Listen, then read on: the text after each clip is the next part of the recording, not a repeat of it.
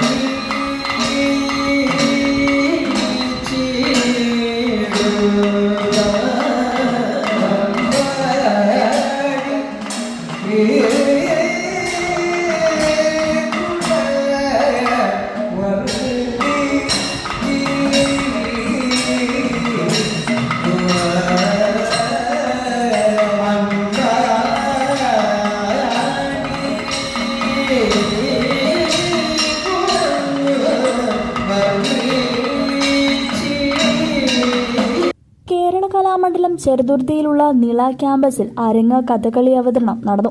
നിരവധി കഥകളി ആസ്വാദകർ ചടങ്ങിൽ പങ്കെടുത്തു. കലാമണ്ഡലം മുൻ കഥകളി അധ്യാപകനും വിദ്യാർത്ഥിയുമായിരുന്ന കലാമണ്ഡലം ജോൺ ഭദ്രദീപം കുളത്തി ഉദ്ഘാടനം ചെയ്തു. കലാമണ്ഡലം അക്കാദമിക് കോർഡിനേറ്റർ കലാമണ്ഡലം അച്യുതാനന്ദൻ അധ്യക്ഷത വഹിക്കുകയും കലാമണ്ഡലം ജോണിയെ പൊന്നാടയണിയിച്ച് ആദരിക്കുകയും ചെയ്തു. കഥകളി സംഗീതജ്ഞൻ കലാമണ്ഡലം മണികണ്ഠൻ എന്നിവർ സംസാരിച്ചു. തുടർന്ന് കലാമണ്ഡലം ഡോക്ടർ സുദീപ് മോഹൻ അവതരിപ്പിച്ച കഥകളി പൂതനാമോക്ഷം അരങ്ങിലെത്തി. പിന്നണിയിൽ കലാമണ്ഡലം മണികണ്ഠൻ, വിനീഷ് എന്നിവർ ഗാനം ആലപിക്കുകയും ശ്രീരാഗ് ചെണ്ടയും ഇടക്കയും ആകാശ മനോജ് മദ്ദളത്തിലും വേദിയിലെത്തി. അരുൺ, രമേശ്, സോഹാൻ എന്നിവർ അണിയറ പ്രവർത്തനത്തിന് നേതൃത്വം നൽകി. എണ്ണയിട്ട് നമ്മൾ നിൽക്കുമ്പോഴത്തേക്കും ആശാൻ അവിടെ എത്തും. കളരിയിൽ നല്ല മഴയാണ്. കർക്കിടക മാസത്തിൽ ഒരു ദിവസം എൻ്റെ 1ാം വർഷമാണ് ഇവിടെ കിടന്നുറങ്ങുക. സീനിയർ വിദ്യാർത്ഥിയൊക്കെ ഇവിടെ കിടന്നുറങ്ങുന്നുണ്ട്. സമയം നോക്കാൻ ഞങ്ങൾക്ക് മാറ്റമൊന്നുമില്ല. 4:30 മണിയായി. 4 മണി കഴിഞ്ഞ് 4:30 മണിയായി. ഇവിടെ ഒരു പുളിമരം നിൽപ്പുണ്ട്.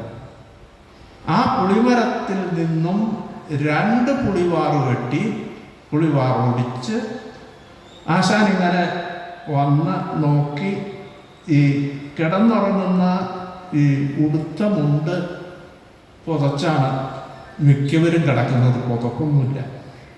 ആ ഉടുത്ത മുണ്ട് തലയിലൂടെ മൂടിക്കിടന്ന കുട്ടികളുടെ മുഖത്ത് മാറ്റി അവനവൻ്റെ ശിഷ്യന്മാരാണോ എന്ന് നോക്കി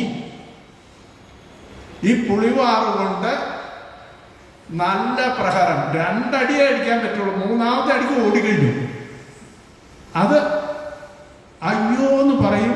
അടിക്കും. അപ്പോഴത്തേക്ക് എല്ലാവരും തല നോക്കി അങ്ങോട്ട് അടിയ സർവ്വ എണ്ണത്തിനെ അടിച്ചോടിച്ച് കളരിയില്ല.